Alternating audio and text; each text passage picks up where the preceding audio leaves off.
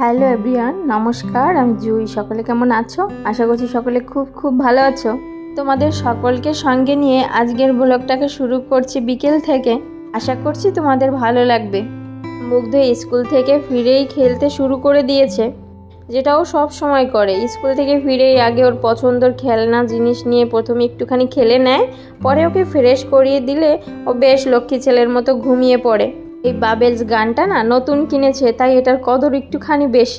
এটা নিয়েও খেলা করবে যতক্ষণ না এটা নষ্ট না করে ফেলবে। কিছুক্ষণ তো বাবেলস ফুলিয়ে নিল, এবার ওই একটুখানি ফ্রেশ করে ঘুমটা পাড়িয়ে দিয়ে আমি উপরে এলাম। আজকে জানো তো মনটা ভীষণ খারাপ। প্রতি বছরই জানো তো ওই পুজোর আগে বেশ মনটা একটু একটু করে খারাপ হতে থাকে, আর পুজোর কটা দিন এত কষ্ট লাগে সেটা মুখের ভাষায় বলে বোঝানোর মতো নয়। যারা প্রবাসে থাকো, এই পুজোতে বাড়ি যেতে পারো না, একমাত্র তারাই বুঝতে পারবে এই কষ্টটা। আমার কপালটা এতটাই খারাপ জানো তো, এই 7 বছর হলো বিয়ে হয়েছে, একটা বছর আমি পুজোতে বাড়ি যেতে পারিনি।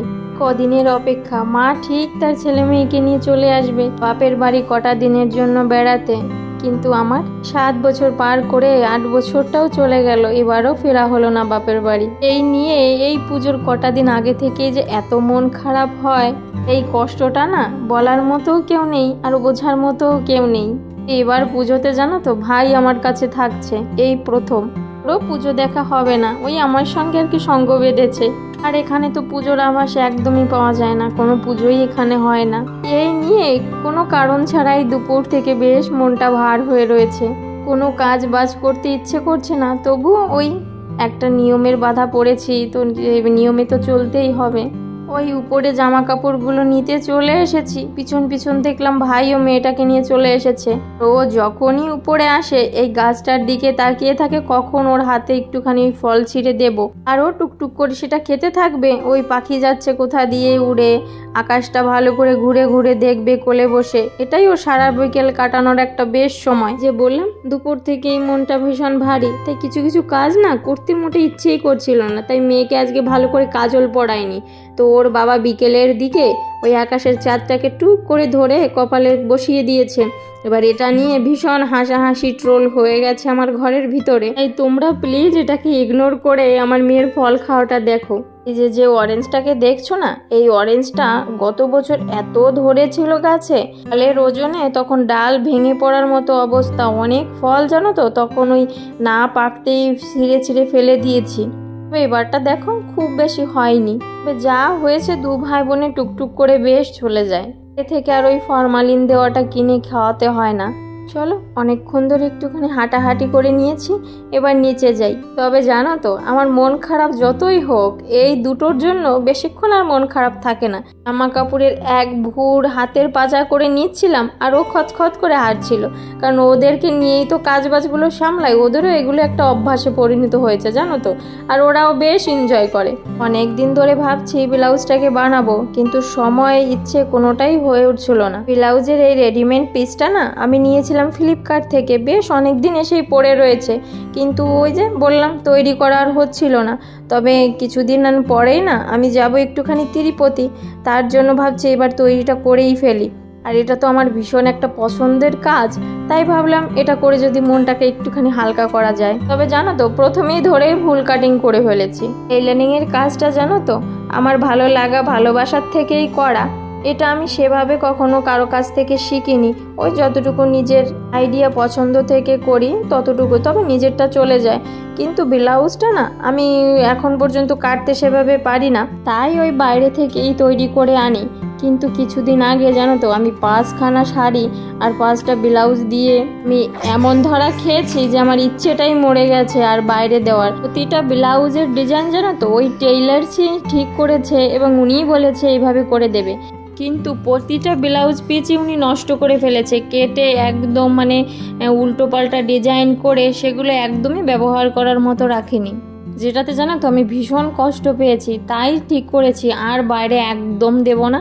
নিজের ব্লাউজ দরকার হয় নিজে কেটে নষ্ট করব, কেটে নষ্ট করে করে শিখবো, সেটাও ভালো, কিন্তু আমি আর বাইরে দিতে রাজি না। এদেরকে বললাম প্রথমেই ভুল কেটেছি, তোমরা যে দেখলে প্রথমে ব্লাউজের ফলসটা কেটেছি, তো সেটা না আমি ওই গলার রাউন্ডটাও শেপটাও কাটতে গিয়েছিলাম, কিন্তু কাটতে গিয়ে মনে পড়েছে তাই কাটিনি। ওটা কাটলে হয় কি, গলার যে শেপটা ওটা না ভালো করে সেলাই করতে পরে ঝামেলা হয়, তাই ওই জয়েন্ট অবস্থাতে সেলাই করে পরে কেটে নিলে বেশ সহজে হয়ে যায়। বডি পার্ট সবই কেটে নিয়েছি, শুধু এই হাতাটা এখন কাটতে বাকি। মনে হচ্ছে এই আর্মের সাইডটাতে একটুখানি জোড়া লাগবে, তাই এখন আর কাটবো না, ওটা পরে যখন সেলাই করব তখন কেটে নেব।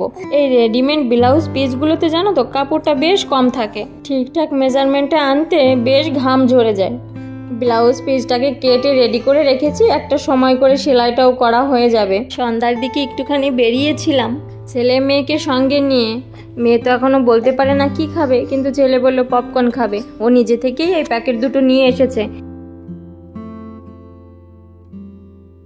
প্রথমে এক প্যাকেট ভেজে দিয়েছি, সেটা খেয়ে নিয়েছে, পরে আর এক প্যাকেট ভেজে দিলাম। এতে তো সময়টা অনেক কম লাগে আর গরম গরম খেতেও বেশ ভালো লাগে, বাচ্চারাও বেশ খুশি মনে খাচ্ছিল। দেখো গরম সবেই ঢেলেছি, আর ছোটোটা কিভাবে থাবা দিল। ছোটোটা না এই করে, ওর হাতটা তো এখন ওই বাঘের হাত থাবার থেকেও বেশি গতিতে চলে, তো যেখানে আমাদের হাত যায় না বা আমরা চিন্তা করেও পারি না যে ও হাত দিয়ে বসবে, সেখানে ধাম করে বসিয়ে দেবে বা সেখানে ওর হাত চলে যায়। দেখো ওই থাবিয়ে থাবিয়ে ওখানে নিয়ে ফেলছে, ওর দাদা যতই বলছে বেবি ফেলো না, কিন্তু ও তো ফেলবেই, আর ও ফেলে ওই একটু খাচ্ছে আর সবটা বাকি ফেলে দিচ্ছে। এবার দাদা কি করছে, ওখানে নিয়ে একটুখানি দিচ্ছে, যখনই নিতে যাচ্ছে ঠিক তখনই আবার থাবা দিয়ে খেয়ে ফেলছে। সেটাতে দাদা একটুখানি মজা পেলেও বোন কিন্তু বেশ মনে মনে কষ্ট পাচ্ছে, রাগ হচ্ছে। এর মধ্যেই দু ভাই বোনের মান অভিমানের পালা শুরু হয়ে গেছে। বোন অভিমান করেছে তার আগে একটু, কারণ ওকে না ওই থাবিয়ে থাবিয়ে ফেলতে দিচ্ছিল না, ওই থালাটাকে নিয়ে নিয়ে সরিয়ে দিচ্ছে। এবার দাদা বোনের মান ভাঙানোর জন্য একটু একটু করে বোনের মুখে দিচ্ছে, আর বোনও ঠিক করেছে দাদা যদি এবার খাইয়ে না দেয় তাহলে আর আমি ওখান থেকে নেব না। তাই একটা পপকর্ন ওই পিঁপড়ের মুখে যতটুকু দেয় ঠিক চিড়ে চিড়ে ততটুকুই বোনকে খাইয়ে দিচ্ছে, আর বোনও বেশ লক্ষ্মী মেয়ের মতো বসে বসে খাচ্ছে। এটাই হয়তো ভাই বোনের সম্পর্ক, এই ঝগড়া, এই ঝামেলা, এই আবার ভালোবাসা, এই দুটোকে নিয়ে যে থাকবে না তার জীবনে আর দুঃখ কষ্ট আসার কোনো সময়ই পাবে না। খেয়ে নিয়ে আবার বাবুল ফোলাতে বসলো। ওই যতক্ষণ বাবেল ফোলাচ্ছে না ততক্ষণ আমি কিছু কাজ সেরে নিই। ঘরটা না তালের গন্ধে ম ম করছিল। এই পাশের গলিতেই একজনের বেশ বড় একটা তাল গাছ রয়েছে, সেখান থেকেই প্রতি বছর আমাদের তাল দেয়। তবে একটা হাস্যকর বিষয় কি জানো, তেলুগোরা না এই তালের যে পাল্পটা হয় এটা বাদে ওরা মোটামুটি সব কিছুই খেয়ে থাকে। এই ধরো যেমন তালের আটি থেকে যে ফাঁপাটা হয়, প্যাঁচটা হয়, রসটা হয়, সবই মোটামুটি খায়, শুধু এই পাল্পটা বাদে। তালটা বেশ নরম হয়েছে ঠিকই, কিন্তু খোসাটা না সহজে ছাড়াচ্ছিল না, তাই কেচি দিয়ে কেটে ওই আটিগুলোকে পুরো ন্যাড়া করে দিয়েছি। এবার একটুখানি ভালো করে ছেঁকে নেব। ওর যে চুল দাড়ি রয়েছে সেগুলোকে ভালো করে যদি ছেঁকে না নিই তাহলে কোনো আইটেমই ঠিকঠাক করে করতে পারবো না, তাই একটা স্ট্রেনার দিয়ে বেশ ভালো করে ছেঁকে নিয়েছি। একটা পাতলা ওড়না নিয়েছি, এবার এটাতে না কিছুক্ষণ ঝরতে দেব। এরকম করতে জানো তো আমার মাকে দেখতাম, এতে মাকে জিজ্ঞাসা করাতে বলতো তালের যে তিতা ভাবটা থাকে ওই তালের কষটা বেরিয়ে সেই ভাবটা চলে যায়, তারপর আর পিঠে তৈরি করলে কোনো তিতে হওয়ার ভয় থাকে না। তাই আমিও কিছুক্ষণ ওই আধা ঘন্টার মতো রেখে ছেড়ে দেব, কারণ আমার হাতে তো বেশি সময় নেই, যতটুকু বেরোয়। এতে বেশ ভালো হয় কি দেখলাম, ওই যে এক্সট্রা জলটা দিয়ে তালের পাল্পটা বের করা হয় ওই এক্সট্রা জলটাও বেরিয়ে যায়। মুগ্ধ বেশ কৌতূহলবশত দেখে ওটা দিয়ে পরে দেখছি বক্সিং খেলছে। এই বেশিক্ষণ আর রাখিনি, ওই তালটাকে বের করে চালের গুঁড়ো, চিনি আর পরিমাণ মতো একটু লবণ দিয়ে নিয়েছি ওই তালের ফুলুরি বানানোর জন্য। আর একটুখানি মালপোয়া করব যদি সময় পাই, আর না হয় পরে ওটা সময় করে করব। বেশ খানিকটা সাদা তেল গরম করে নিয়েছি, এবার ওই ফুলুরি আকারে টুকটুক করে ছাড়বো, আর মিডিয়াম আছে বেশ কিছুক্ষণ নেড়ে চেড়ে ওই লালচে লালচে করে ফুলুরিগুলো ভেজে নেব। যখনই এই গরম তেলে তালের ফুলুরিগুলো ছাড়ছিলাম ঘরটা তালের গন্ধে মা করছে, এতেই মনটা ভরে গেল। বেশ লাল লাল হয়ে এসেছে, এবার নামিয়ে নিয়ে বাকিগুলো এরকম দিয়ে ভেজে নেব। একদম মিডিয়াম আঁচ করে আস্তে আস্তে করেই ভেজে নিয়েছি। একটুখানি হাই ফ্লেমে দিলে না ভিতরে কাঁচা থেকে যাওয়ার সম্ভাবনা থাকে। তাই একটুখানি সময় লাগলেও ওই মিডিয়াম আঁচ করে নিয়েছি। গণেশ চতুর্থীর দিনে এই পাশের বাড়ি একজনই আমাদেরকে গণেশ পুজোর প্রসাদ পাঠিয়েছিল, তাই তার বাটিটাকে তাল ফুলুরি দিয়ে ভরে পাঠিয়ে দিলাম, কারণ খালি বাটিটা তো দিতে নেই। আগেও অনেকবার ওনাদেরকে তালের ফুলুরি দিয়েছি, খেয়ে বেশ ভালো বলেছে, আর ওনাদের না ভীষণ পছন্দও হয়।